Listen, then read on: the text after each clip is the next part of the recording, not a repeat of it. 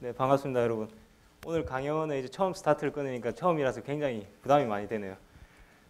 제가 오늘 와서 놀란 게 굉장히 준비를 많이 하셨더라고요. 저는 지금 여기 제가 하는 말을 동시통역해서 오신 외국인 분들에게 통역해 주시는 분도 계시고, 저는 이렇게 동시통역한 거 처음 봤습니다. 근데 제가 괜히 걱정되는 게 제가 말도 좀 빠르고 그리고 사투리를 써가지고 혹시 통역하신 분들이 좀 어렵지 않을까 미리 좀 양해를 구해야 될 것 같습니다. 그리고 혹시 제 사투리는 통역 안 해드려도 되겠죠? 어차피 여기는 수도권이 아니니까 제가 서울말을 할 수 있음에도 불구하고 편하게 하도록 하겠습니다. 네. 오늘 제가 여러분과 나누고 싶은 얘기는 저의 이야기입니다. 저도 여기 계신 분들과 마찬가지로 대학을 가기 전까지 치열하게 입시 레이스를 달려왔습니다.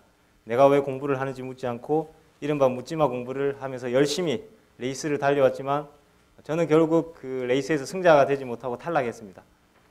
그렇게 레이스에서 탈락하고 흔히 말하는 좋은 대학을 가지 못하고 지방에 있는 대학교를 갔습니다.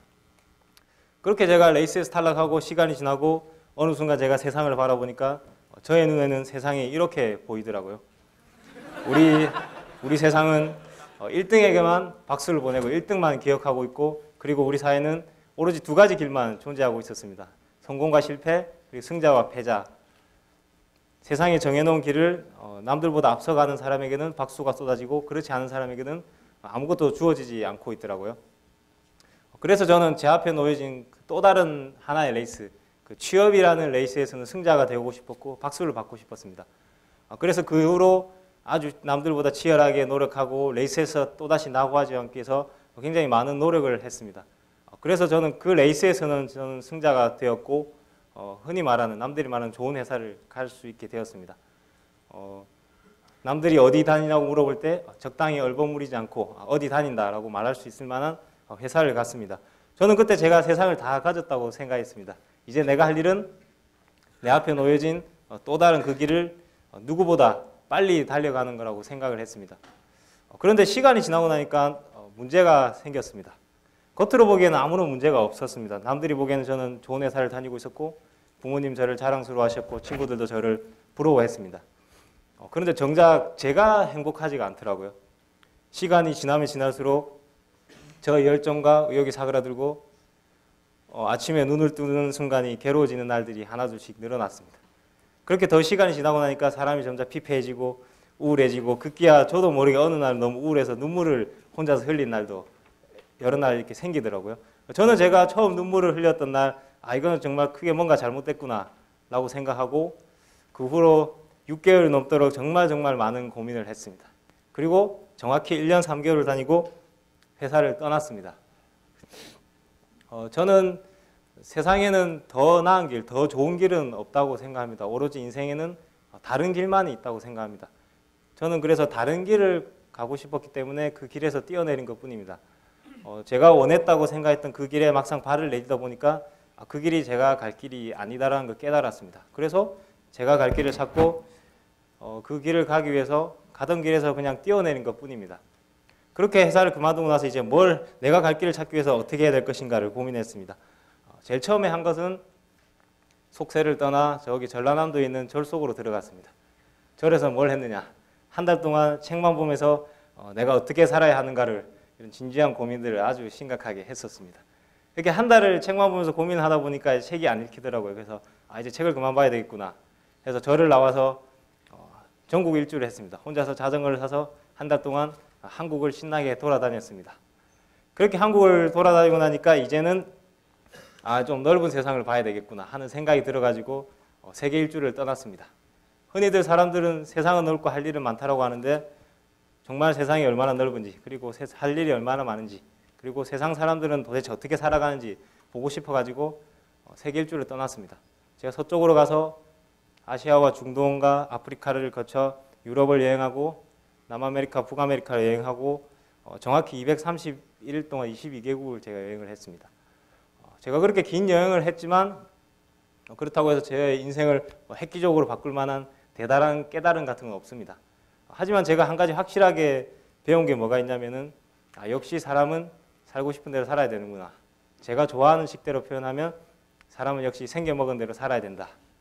하지만 저는 제가 어떻게 생겨먹은 사람인지 몰랐기 때문에 남들처럼 살려고 했고 그러다 보니까 제가 행복하지가 않았다고 저는 생각을 했거든요. 그래서 한국이라는 저를 이게 익숙하게 길들였던 그 울타리를 벗어나서 낯선 세계를 여행하다 보니까 제가 어떻게 생겨먹은 사람인지 아주 조금은 알겠더라고요. 그래서 썩 마음에 드는 모습은 아니었지만 내가 이렇게 생겨먹었으면 앞으로도 이렇게 생겨먹은 대로 살아야 되겠다 하는 결심을 안고 저는 한국으로 돌아왔습니다. 나름의 각오를 하고 한국에 돌아왔지만 저는 결국 이렇게 되었습니다. 제가 여행 다닐 때 원칙 중에 하나가 돈은 나중에 볼 수 있지만 경험은 지금뿐이다 라는 원칙 하에 하고 싶은 거 다 했습니다. 정말 뒷일 생각 안 하고 여행 다니면서 하고 싶은 거 다 하고 나서 한국에 돌아오니까 굉장히 깜짝 놀랐습니다. 빚이 굉장히 많이 쌓여 있더라고요. 저는 아직도 빚을 다 못 갚았습니다. 제가 한국에 돌아와서 고향에 내려가서 배낭 던져놓고 서울로 다시 돌아올 때 옷가방 하나와 책을 몇 권 이렇게 들고 왔거든요. 갈 데가 없어가지고 친구 집에 연락해서 친구 집에서 일단 묵고 지금도 아직도 친구 집을 전전하고 있습니다. 그래서 저는 당분 가는데 집 걱정을 하지 않는 이유는 굉장히 라인업이 돼 있거든요. 이제 친구들한테 미리 연락해가지고 내가 혹시 여기서 나가면 다음에 너희 집에 가겠다. 그렇기 때문에 라인업이 되기 때문에 당분간 집 걱정은 없을 것 같습니다. 혹시 여기 계신 분들 중에서도 집에 남는 방이 있다 연락 주시면 제가 기꺼이 무료로 묵어드리겠습니다. 제가 한국에 돌아와서 가장 많이 받은 질문 중에 하나가 너 앞으로 이제 뭐 할 거냐 하고 하던데 제가 저의 눈으로 바라본 세상에는 지금 아주 재미난 일이 벌어지고 있더라고요. 경영 컨설턴트 톰 피터스는 한 사람의 이름이 브랜드가 될 수 있는 시대가 왔다. 또는 한 개인이 하나의 기업이 될 수 있는 시대가 왔다라고 이야기했고 미래학자 다니엘 핑크는 지금 세계에는 기존의 노동 방식, 즉 고용인과 피고용인 이 두 가지를 넘어선 새로운 형태의 노동 방식이 등장했다. 나는 그들을 프리 에이전트라고 부른다라고 했습니다. 지금 우리 한국에서는 그러한 흐름을 1인 기업이라는 말로 설명하고 있습니다. 우리나라에서 대표적인 1인 기업가 중에 한 분인 구본영 변화경영연구소 소장님께서 누군가 그분께 이런 질문을 했습니다. 당신은 1인 기업이라는 이 하나의 트렌드에 대해서 어떻게 생각하느냐? 그러자 그분은 1인 기업이라는 것이 10년 전에는 하나의 컨셉에 불과했다. 하지만 지금은 하나의 실험이 되었다. 그리고 10년 뒤에는 하나의 대안이 될 것이라고 얘기했습니다. 저는 그 실험이라는 말에 동의합니다. 왜냐하면 이미 제 주위에서도 굉장히 많은 실험이 이루어지고 있습니다. 단지 스포트라이트를 못 받았기 때문에 저희가 알지 못할 뿐입니다. 또한 또 다른 전문가는 이제는 취직의 시대를 넘어 창직의 시대, 즉 새로운 직업을 창조할 수 있는 시대가 왔다라고 얘기했습니다. 저는 그 말에 기꺼이 동의하기 때문에 그 실험에 저도 기꺼이 참가를 했습니다. 물론 그렇다고 해서 제가 1인 기업에 대해서 잘 아느냐? 아닙니다. 그렇다고 제 준비가 되어 있었느냐? 전혀 아닙니다. 저는 제가 하고자 하는 이 실험의 성공 가능성을 1%로 보고 있거든요. 실패할 가능성은 99%. 그럼에도 불구하고 제가 이걸 꼭 해보고 싶은 이유는 그 1%의 가능성이 있기 때문입니다. 불과 10년 전에는 가능성 0%의 컨셉에 불과했던 그 불가능했던 일이 이제는 가능성 1%를 가진 현실이 되었습니다. 그래서 저는 기꺼이 그 1% 가능성이라도 있다면 충분히 시도해 볼 만한 가치는 있다고 생각하기 때문에 그렇게 실험에 뛰어들었습니다. 그리고 무엇보다도 저란 사람은 그 1%의 가능성을 현실로 만들어야지만 제가 행복하게 살 수 있기 때문에 저는 되든 안 되든 일단 여기에 도전을 한번 해보고 싶었습니다. 제가 봤을 때는 굉장히 재밌는 게 하나 있었는데 내가 봤을 때는 이걸 가지고 실험을 하면 하나의 새로운 직업이 나올 수 있을 것 같다라는 게 하나 있었거든요. 그래서 이걸 가지고 한번 일단 해보자라는 생각이 들어가지고 가장 중요한 게 일단 먼저 퍼스트가 되는 게 중요했기 때문에 일단 먼저 지르자라는 생각으로 회사 이름도 딱 지어놓고 개인 사업자 등록도 다 해놓고 명함도 다 팠습니다. 왜냐하면 남들이 먼저 이 단어를 사용하면 안 되니까. 그래서 내가 만들고자 하는 직업에 이름을 붙인다면 뭐가 될까 한참을 고민하다가 그래 이거는 행동 디자이너라는 직업을 이름을 붙여서 내가 하나 만들어야 되겠다 라고 해서 아무런 준비 없이 그것만 딱 가지고 뛰어들었습니다. 그렇게 맨 땅에 헤딩한 결과 제가 작년에 한국에 돌아왔는데 거의 1년 동안 열심히 맨 땅에 헤딩을 한 결과 저는 아무것도 이룬 게 없습니다. 굉장히 많은 실패를 하고 시행착오를 겪고 그리고 때로는 그 두려움 때문에 위축되어 있었던 날들이 굉장히 많았거든요. 근데 제가 작년 1년 동안 확실하게 배운 것 중에 하나가 이겁니다. 예전에 영화 매트릭스에 보니까 이런 대사가 있습니다. 너도 이제 길을 아는 것과 걷는 것의 차이를 알게 될 거야. 저는 그 작년에 그 차이가 얼마나 큰지 절실하게 느꼈습니다. 바로 저 눈앞에 저 보이는 저곳에 발을 내디디면 될 것 같은데 그 한 발을 내딛는 게 굉장히 힘들더라고요. 아직도 저는 그 첫 발을 못 내딛었어요. 바로 눈앞에 저 보이는 저곳에. 제가 원래 작년에 돌아와서 제일 처음 하고자 했던 일이 내 이름을 브랜드화시키기 위한 첫 번째 단계로 책을 쓰고 싶었어요. 그 책을 쓰려고 원고를 여러 번 쓰고 출판사를 계속 두드렸는데 계속 거절을 당하다가 드디어 올해 초에 드디어 저의 어떤 원고의 가치를 인정해 주는 분을 만나서 아마 늦어도 상반기에는 저의 첫 책이 나올 겁니다. 저는 그동안에 작년에 그 실패를 디딤돌 삼아서 올해는 반드시 첫 발을 내디딜 겁니다. 그리고 또다시 한 발을 내딛기 위해서 계속 남들이 보기엔 무모할지라도 계속 앞으로 나아갈 겁니다. 제가 한국에 돌아와서 강연을 할 기회가 몇 번 있었는데 강연을 할 때마다 저는 굉장히 부담이 됐었거든요. 왜냐하면 제가 가진 고정관념 중에 하나가 강연을 한다는 것은 어떤 성과를 이루었거나 아니면 청중들에게 줄 수 있는 무엇인가를 가지고 있거나 가르칠 수 있는 어떤 능력이 있는 사람, 즉 자격이 있어야지만 강연을 할 수 있다고 저는 생각을 했거든요. 그러다 보니까 저는 항상 저 스스로에게 제가 아무것도 이룬 것도 없고 단지 남들과 조금은 다른 일을 할 뿐 아무런 이룬 것이 없는데 과연 내가 강연을 할 자격이 있는가 라는 질문이 항상 저를 괴롭혔습니다. 그런데 저는 아주 우연히 내가 강연을 해도 되겠구나 라는 걸 깨달았습니다. 제가 그 TV에서 굉장히 재미난 실험을 봤는데 이게 심리 실험인데 이 실험에 참가한 참가자들한테 아주 간단한 문제를 풀게 합니다. 화면 가운데 보이는 A, B, C 세 개의 선문 중에서 X와 길이가 같은 걸 고르는 문제입니다. 보시면 아시겠지만 정답은 당연히 B입니다. 근데 이 실험에서 함정이 있는데 뭐냐면은 이 방에서 이 실험에 참가한 사람 중에 맨 마지막 한 명을 제외하고는 6명은 다 미리 각본을 짠 연기자들입니다. 이들은 미리 짠 대로 똑같이 틀린 답을 얘기합니다. 정답을 말하는 순간이 왔을 때 1번 참가자가 정답은 C입니다 라고 말도 안 되는 답을 얘기하거든요. 그리고 2번 참가자도 정답은 C입니다. 3번도 C입니다. 모두가 C라고 얘기한 상황에서 여러분들이 동영상을 보시면 저 마지막에 앉은 분이 얼마나 그 당황스러운 표정을 짓는지 아마 여러분 꼭 한번 찾아보셔야 돼요.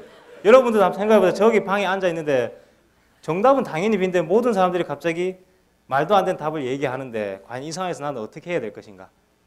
아마 대부분 사람들은 내가 봤을 때는 아무리 모든 사람이 틀린 답을 얘기해도 나는 당연히 B라고 얘기할 거라고 생각하시겠지만 실제로 이 실험이 굉장히 많이 행해졌는데 대부분 70%가 넘는 사람이 남들 눈치를 보다가 결국 틀린 답을 다 얘기하게 됩니다. 그분들은 이제 실험을 인터뷰에서 괜히 혼자만 바보 되기 싫어서 남들이 이상하게 볼까 봐 튀는 게 싫어서 묻어가려고 정답을 알면서도 남들 따라서 틀린 답을 얘기를 했습니다. 저는 이 실험에서 얘기하고자 하는 게 뭐냐면 어떤 집단에서 홀로 떨어지는 것에 대해서 사람은 본능적으로 두려움을 느낀다. 그렇기 때문에 우리는 언제나 다수를 따라가려고 한다. 저는 이 실험을 보면서 왜 우리가 흔히 자신이 좋아하는 일, 하고 싶은 일을 하라라고 얘기하지만 그 말을 이해하기는 쉽지만 실천하기가 왜 그렇게 어려운지를 조금은 이해하게 됐습니다. 더구나 한국처럼 아직은 다양성을 존중해 주지 않고 다르다를 틀리다로 받아들이는 사회에서 과연 우리가 남들과 다른 답을 얘기하고 다른 길을 갈 수 있을 것인가? 저는 그것이 굉장히 어렵고 두려운 일이라고 생각합니다. 그런데 이 실험에서 이렇게 모두가 말도 안 되는 이런 틀린 답을 강조하는 집단 압력을 깰 수 있는 아주 간단한 방법이 있더라고요. 그게 뭐냐면 이 실험에서 단 한 명이라도 다른 답을 얘기하면 모두가 같은 답을 말해야 되는 이런 암묵적인 집단 압력이 깨져버리더라고요. 만약 이 실험에서 단 한 명이라도 그 사람이 정답을 얘기할 필요도 없고 엉터리 답을 얘기해도 상관없습니다. 중요한 것은 누군가 단 한 명이라도 다른 답, 즉 다른 답을 얘기했다는 그 사실 하나가 이러한 집단 압력을 다 깨부셔 버리더라고요. 만약에 이 실험에서 단 한 명이라도 다른 답을 얘기했으면은 이 마지막 참가자는 자신이 생각하는 정답을 얘기할 수 있었을 겁니다. 저는 제가 강연을 할 수 있는 유일한 자격이자 이유가 그거라고 생각합니다. 오늘 제가 말씀드린 이야기는 제가 생각하는 정답이지 여러분에게는 절대 정답이 될 수는 없습니다. 그리고 저의 정답은 아직 미완성이고 남들이 보기에는 엉터리 답일 수도 있습니다. 하지만 중요한 것은 저는 제가 생각하는 정답을 말이 아니라 행동으로 이야기했습니다. 그리고 앞으로도 계속 제가 이야기한 정답대로 살아갈 겁니다. 저는 제가 강연을 할 때마다 저란 사람의 존재가 누군가가 자기가 생각하는 정답을 얘기하고 싶은데 혹시라도 남들 눈치 때문에 외치지 못하는 분들에게 어떤 아주 작은 용기라도 줄 수 있지 않을까 하는 그런 작은 희망을 가지고 언제나 강연을 하고 있습니다. 우리가 흔히 인생의 정답은 없다라고 얘기합니다. 그렇기 때문에 저는 언제나 다수가 하는 말이 옳다고는 생각하지 않습니다. 네, 감사합니다.